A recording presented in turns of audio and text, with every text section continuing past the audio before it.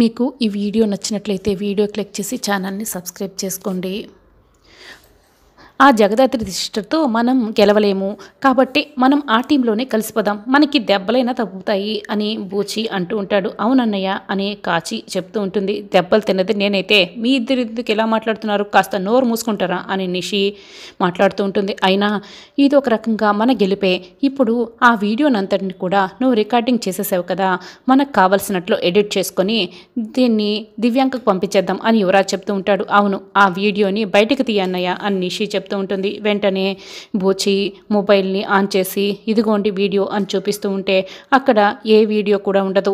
ఎక్కడ వీడియో అని అడుగుతూ ఉంటారు. అరే నేనైతే రికార్డింగ్ చేశాను, ఒక్క నిమిషం ఆగండి అని మళ్ళీ చెక్ చేస్తూ ఉంటారు. ఇదిగోండి వీడియో అని ఇంకొక వీడియోని ఆన్ చేస్తే అది కూడా ప్లే అవ్వదు. ఇక నిషి యువరాజ్ కాచి అయితే కోపంగా చూస్తూ ఉంటారు. ఆగండి, నేనైతే రికార్డ్ చేశాను, మరి ఆ వీడియో ఏమైందో నాకు అర్థం కావటం లేదు. సరే ఇంకొక వీడియో కూడా ఉంది, ఇదిగో ఈ వీడియో ఓపెన్ చేస్తాను చూడండి అని ఆ వీడియోని ఓపెన్ చేయగానే అందులో దాత్రి హాయ్ అని పలకరిస్తూ ఉంటుంది. ఇక నిషి యువరాజ్ కాచిబూచి నోరు తెరుచుకొని చూస్తూ ఉంటారు. ఎంతసేపు అని అలా నోరు తెరుచుకొని చూస్తూ ఉంటారు, కాస్త ఆ నోర్లు మూస్తారా అని దాత్రి ఆ వీడియోలో చెప్తూ ఉంటుంది. నన్ను దాటి వదిన పరువు తీద్దామని మీరు అనుకుంటున్నారా? అసలు అది సాధ్యమయ్యే పనేనా? వాళ్ళకంటే తెలియదు, నా గురించి అన్నీ తెలిసినా నువ్వు కూడా ఇలా చేస్తే ఎలా యువరాజ్? నువ్వైనా వాళ్ళతో చెప్పాలి కదా మనం గెలవలేము అని. అయినా వదిన ముందర మీరు ప్రతిసారి దొరికిపోతున్నారు, కానీ వదిన మిమ్మల్ని చూసి చూడనట్లు ప్రతిసారి కూడా ఎందుకు క్షమిస్తోందో వదిన మనస్సుని మీరు అర్థం చేసుకోవాలి కదా. అసలు ఆ దివ్యాంక ఎంత ఈ ఇంటికి చెడ్డ చేయబోతోందో అన్న నిజం మీరు ఎప్పుడు తెలుసుకుంటారు? వదిన మనస్సు అర్థమైన రోజే మీరు అదంతా కూడా తెలుసుకుంటారు. నిషి, నువ్వు నాకు ఒక చిన్న హెల్ప్ చేస్తావా? ఈ వీడియోని కాస్త ఎడిట్ చేసి ఇప్పుడు నేను మాట్లాడిన మాటల్ని ఆ దివ్యాంకకి పంపు. చూడు దివ్యాంక, నువ్వు సురేష్ అన్నయ్యకి ఏం చెప్పి నువ్వు గుప్పెట్లో పెట్టుకున్నావో నాకు తెలియదు, కానీ సురేష్ అన్నయ్య కౌశికి వదిన మధ్య ఉన్న ప్రేమని నువ్వు ఎంత గుప్పెట్లో పెట్టుకున్నా కూడా నువ్వేమీ చేయలేవు. నువ్వు గుప్పెట్లో పెట్టుకోవడానికి వాళ్ళది అంత చిన్న ప్రేమ కాదు, చాలా పెద్ద ప్రేమ. చూస్తూ ఉండు, త్వరలోనే నువ్వు ఇలాంటివన్నీ మానలేదే అనుకో, అప్పుడు నేను నీ ఇంటికి రావాల్సి వస్తుంది అని దాత్రి వార్నింగ్ ఇస్తూ ఉంటుంది. బాయ్ అని చెప్తుంది. ఇక బాయ్ జగదాత్రి సిస్టర్ అని బూచి అంటాడు. నిషి అయితే కోపంగా ప్రతిసారి కూడా ఇది మనల్ని దెబ్బ తీస్తూనే ఉంది, మనకంటే ఎప్పుడు కూడా ఒక అడుగు ముందుగానే ఉండి మనల్ని దెబ్బతీస్తుంది అని నిషి కోపంగా ఉంటుంది. ఇలాగే చూస్తూ ఉంటే మనం చాలా దెబ్బతింటాం, అసలు వాళ్ళు లిమిట్స్ అన్ని దాటి చేస్తున్నారు అని యువరాజ్ చెప్తూ ఉంటాడు. అప్పుడే దివ్యాంక దగ్గర నుంచి ఫోన్ వస్తుంది. చెప్పు దివ్యాంక అని నిషి అడుగుతూ ఉంటుంది. ఒక్క పని కూడా నీకు కరెక్ట్గా చేయడం తెలీదా? అంతమంది ఉన్నారు, జగదాత్రిని ఒక్కరు కూడా అడ్డుకోలేకపోయారు. ఇదంతా కాదు, మీతో ఏది కూడా కాదని నాకు అర్థమైంది. నేను ఏదో ఒకటి చేసి సురేష్ని కౌశికిని ఎలా వేరు చేయాలో, ఎలా వీడియో సంపాదించుకోవాలో నాకు బాగా తెలుసు అని ఫోన్ కట్ చేస్తుంది. అంటే నువ్వు వీడియోని పంపించేయమన్నావు కదా సిస్టర్, నేను చూసుకోకుండానే జగదాత్రి సిస్టర్ మాట్లాడిన వీడియోని పంపించేశాను అని ఇక భూజి చెప్తూ ఉంటాడు. ఇక కౌశికి బాధపడుతూ గార్డెన్లో కూర్చొని ఉంటుంది. ఏంటి వదిన ఇలా బాధపడుతూ, మీ కడుపుని మార్చుకుంటే ఎలా, రండి వదిన అని దాత్రి పిలుస్తూ ఉంటుంది. లేదు, నాకు తినాలని లేదు, ఆకలిగా లేదు అని కౌశికి చెప్తూ ఉంటుంది. ఏంటక్క బాధపడకక్క అని దాత్రి కేదార్లు అయితే ధైర్యం చెప్తూ ఉంటారు. లేకపోతే ఏంటి కేదార్, నా కుటుంబమే నాకు ఇలా వ్యతిరేకంగా నిలబడింది, నేను ఏం తప్పు చేశాను, నేను ఎక్కడ తప్పు చేసుంటాను, అందుకే ఆ తప్పు ఏంటా అన్నది తెలుసుకొని నేను సరిదిద్దుకోవాలనుకుంటున్నాను. లేకపోతే నా కుటుంబమే నాకు ఎలా ఎదురవ్వటం ఏమిటి, ఇలా వ్యతిరేకంగా మారిపోవడం ఏంటి అని కౌశికి చెప్తూ ఉంటుంది. వదిన, ఇదంతా వాళ్ళు స్వార్థంతో చేస్తున్నారు, మీరు తప్పు చేయడం ఏంటి వదిన అని దాత్రి చెప్తూ ఉంటుంది. నువ్వు ఏ తప్పు చేయలేదు వదిన అక్క అని కేదార్ చెప్తూ ఉంటాడు. ఇదంతా వాళ్ళు స్వార్థంతో చేస్తున్నారు అని కేదార్ అంటూ ఉంటాడు. అవును వదిన, చాలా తొందరలోనే వాళ్ళ తప్పును తెలుసుకుంటారు, అప్పుడు మా అండ నీకు అస్సలు అవసరం ఉండదు, నీ కుటుంబమే నీ వెనకాల నిలబడతారు అని దాత్రి అంటుంది. ఏంటి మీ అవసరం నాకు పడదా ఏంటి, మీ అండ నాకు అవసరం లేదా, అదేంటి దాత్రి అలా మాట్లాడుతున్నారు, మీరు నా కుటుంబమే కదా అని కౌశికి చెప్తుంది. కుటుంబం అంటే కేవలం వాళ్ళు మాత్రమే, మీరు మాత్రమే కాదు, అందరము కలిసే కుటుంబం అవుతుంది అని కౌశికి చెప్తుంది. థ్యాంక్ యూ వదిన, ఇలా మాట్లాడుతున్నందుకు. త్వరలోనే మనందరం కలిసి ఆ దివ్యాంక పని పడదాం అని ధాత్రి చెప్తుంది. అవునని కేదార్ చెప్తూ ఉంటాడు. సరే ఇప్పుడైతే నా తినడానికి రండి వదిన అని ధాత్రి అడుగుతూ ఉంటుంది. అలాగే నేను కౌశికి చెప్తుంది. ఇక కౌశికిని తీసుకొని ధాత్రి కేదార్ లోపలికి వస్తారు. నేను వెళ్ళి ఫ్రెష్ అప్ అయ్యేసి వస్తాను అని కౌశికి చెప్తుంది. మేము కూడా ఫ్రెష్ అప్ అయ్యేసి వస్తాం అని ధాత్రి కేదార్లు వెళ్తారు.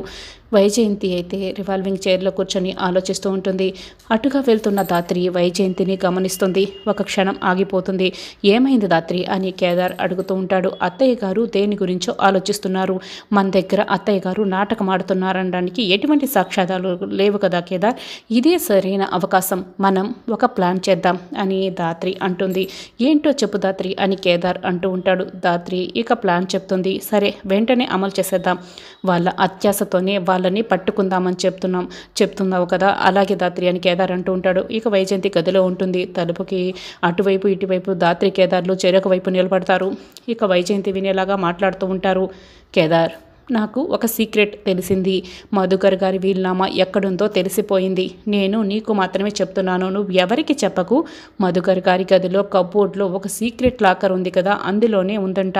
నిషి వాళ్ళు ఎవరు చూడకుండా సరైన సమయం చూసుకొని ఆ వీలునామాని లాయర్ దగ్గరికి తీసుకువెళ్ళి సగం ఆస్తిని మన పేరుతో రాయించుకొని అక్కడి నుంచి వెళ్ళిపోదాం. అప్పుడు వీళ్ళు గడ్డి తింటూ మనల్ని వారసులని ఒప్పుకుంటారు అని ధాత్రి అంటుంది. అలాగే ధాత్రి, అలాగే చేద్దాం, ఇప్పుడే చేద్దామా అని అడుగుతూ ఉంటాడు కేదార్. ఇప్పుడు కాదు, తర్వాత అవకాశం చూసుకొని చేద్దామని ధాత్రి చెప్తుంది. సరే పద్ధాత్రి అని కేదార్ ధాత్రి అక్కడి నుంచి వెళ్ళిపోతారు. అమ్మా, వీళ్ళు ఎంత పెద్ద ప్లాన్ చేశారు. వెంకన్నస్వామి నా వైపు ఉన్నాడు కాబట్టే వీళ్ళ మాటలు నా చెవిని పడేలా చేశాడు. వీళ్ళకంటే ముందుగా ఆ వీలునామాని నేను తీసుకొని కాల్ చేస్తాను అని వైజయంతి అక్కడి నుంచి వెళ్తూ ఉంటుంది. ఇక కేదార్ ధాత్రి ఇదంతా గమనిస్తారు. మనం అనుకున్నది కరెక్టే కేదార్, అత్తయ్య గారు నాటకమే ఆడుతున్నారు అని ధాత్రి అంటుంది. వైజయంతి నేరుగా మధుకర్ గదిని తాళాలతో ఓపెన్ చేస్తుంది. ఇక లోపలికి వెళ్తుంది. అక్కడున్న చెక్క పెట్టెను తీస్తుంది. అందులో ఉన్న ఫైల్స్ అన్నీ వెతుకుతూ ఉంటుంది. అప్పుడే ధాత్రి కేదార్లు వైజయంతి చూడకుండా వెనక వైపు నుంచి చూస్తూ ఉంటారు. అమ్మ పిన్ని ఎంత డ్రామా ఆడుతుంది అని కేదార్ అంటూ ఉంటాడు. మెల్లగా కేదార్, మళ్ళీ వినిపిస్తుంది అని కేదార్ని తీసుకొని ఇక ధాత్రి బయటికి వస్తుంది. చూసావా ఎంత నాటకం ఆడుతున్నారు, ఇదంతా కూడా ఆస్తి మీద ఉన్న ప్రేమ వల్లే అని ధాత్రి అంటుంది. ఆస్తి మీద ఉన్న ప్రేమ మనుషులపై వీళ్ళకి ఎందుకు ఉండడం లేదు ధాత్రి, నాకు ఎటువంటి ఆస్తి వద్దని చెప్పినా వీళ్ళకి ఎందుకు అర్థం కావటం లేదు అని ఇక కేదార్ అయితే బాధపడుతూ ఉంటాడు. వీళ్ళు వారసత్వాన్ని కాపాడటం కోసం, ఆస్తి నీ పేరు మీదకి రాకుండా ఉండటం కోసం వీళ్ళు ఇదంతా చేస్తున్నారు. అయినా నీ స్థానంలోకి వాళ్ళు ఎక్కడికి రావాల్సి వస్తుందన్న భయం వాళ్ళలో మొదలయ్యింది. అందుకే వారసత్వాన్ని కాపాడుకొని వాళ్ళు ఆస్తంతా వాళ్ళకి మాత్రం రావాలి, నీకు అస్సలు రాకూడదన్న దురాశ అత్యాశతో ఇలా ప్రవర్తిస్తున్నారు.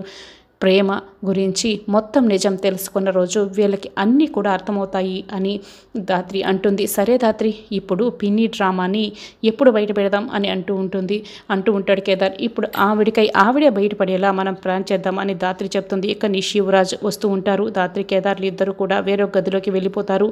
మధుకర్ గది ఓపెన్ చేసి ఉందే, ఎవరున్నారు అని లోపల అని ఇక యువరాజ్ నిషి లోపలికి వెళ్ళి చూస్తారు. అక్కడ వైజయంతి అయితే వెతుకుతూ ఉంటుంది. అమ్మ నువ్వేంటి ఇక్కడ, ఎలా వెతుకుతున్నావు, ఎవరైనా చూస్తే ఎంత పెద్ద ప్రమాదమో తెలుసా అని యువరాజ్ ఇక అడుగుతూ ఉంటాడు.